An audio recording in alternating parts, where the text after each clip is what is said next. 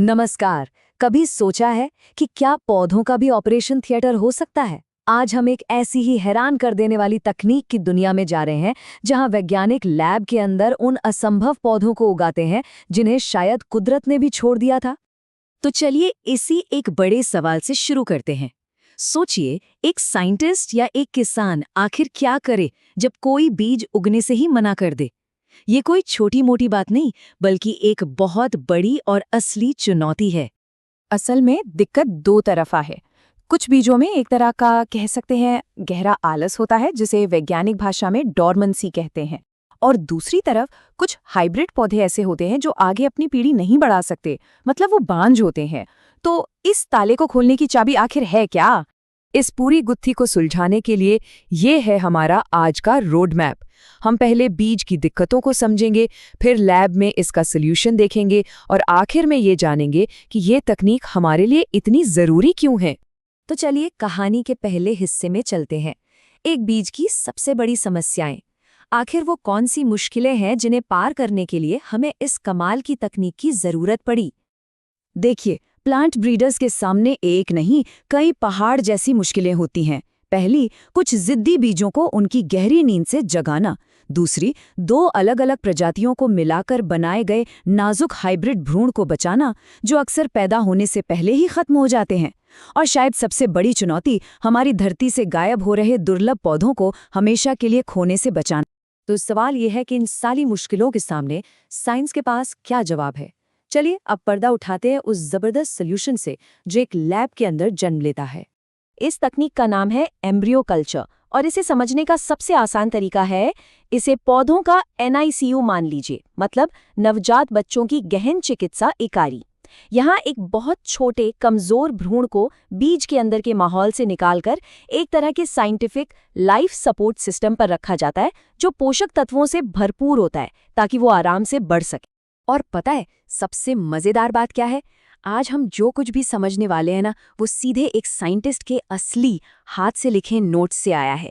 ये हमें सीधा उस लैब में ले जाता है जहां ये सब कुछ असल में होता है। और ये कोई आज की नई तकनीक नहीं है, बिल्कुल नहीं। इन नोट्स से ही पता चलता है कि प्लांट ब्रीडर्स इसे 50 साल से भी ज्यादा से इस्तेमाल कर रहे हैं। ये बात साबित करती है कि ये कितनी भरोसेमंद और जरूरी तकनीक है। तो चलिए अब लैब के दरवाजे खोलते हैं और देखते हैं कि इस नाजुक ऑपरेशन के लिए क्या क्या चाहिए। इसे एक नए पौधे को बनाने की सीक्रेट रेसिपी ही समझिए। ये जो लिस्ट दिख रही है ना, ये उस नन्हे से एम्ब्रियो के लिए किसी 5 स्टार बुफे से कम नहीं है। इसमें MS मीडियम जैसा एक बेस है जिसमें सारी जरूरी मिनरल्स होते हैं।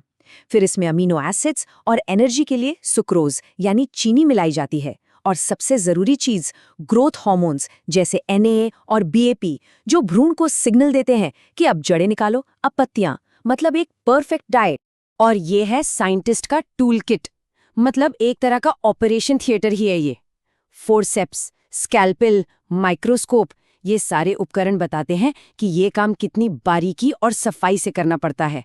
और वो जो स्पिरिट लैंप जल रहा है ना, वो हवा में मौजूद बैक्टीरिया जैसे दुश्मनों को दूर रखने के लिए है। यहाँ हर चीज का बिल्कुल स्टेराइल होना जरूरी है। चलिए अब इस नाजुक ऑपरेशन को स्टेप बाय स्टेप देखते हैं। ये वाकई में बहुत दिलचस्प है। तो जिस प्रोटोकॉल की हम बात कर रहे हैं, उसमें साइंटिस्ट फलीदार पौधों पर काम कर रहे हैं, जैसे मटर या मूंगफली।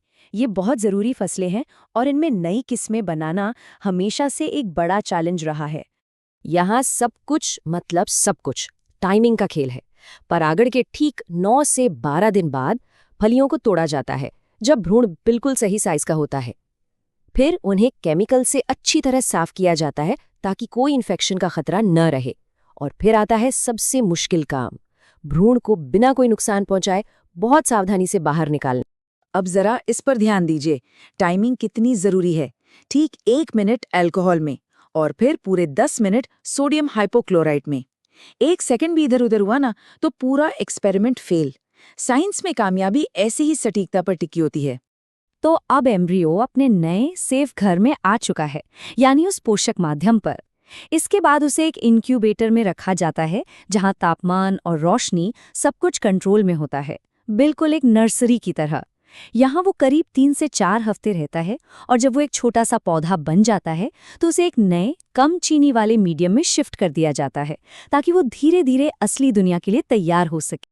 ये नंबर बहुत ज़रूरी है, 25 डिग्री सेल्सियस। न 1 डिग्री कम, न 1 डिग्री ज़्यादा, बिल्कुल परफेक्ट। ये वो मैजिक टेम्परेचर है जिस पर भ्रूण सबसे अच्छी तरह से बढ़ता है और यही कंट्रोल्ड माहौल उसकी कामयाबी की गारंटी देता है। और टाइम कितना लगता है? बस 3 से 4 हफ्ते।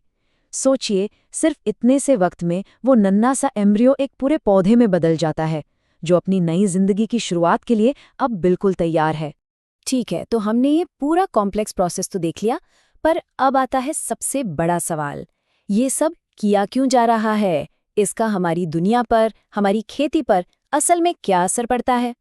और इसका नतीजा वाकई कमाल का है। ये तकनीक उन सारी मुश्किलों को पार कर जाती है जिनकी बात हमने शुरू में की थी। इससे ऐसे हाइब्रिड पौधे बनाए जा सकते हैं जो शायद प्रकृति में कभी नहीं बन पाते। फसलों को बेहतर बनाने का काम जो सालों लेता है वो महीनों में हो सकता है, और सबसे बड़ी बात, जो प्रजातियां खत्म होने की कगार पर हैं उन्हें बचाया जा सकता है। तो आखिर में एक सवाल सबके सोचने के लिए, जिस तरह से दुनिया बदल रही है, क्लाइमेट चेंज एक सच्चाई है।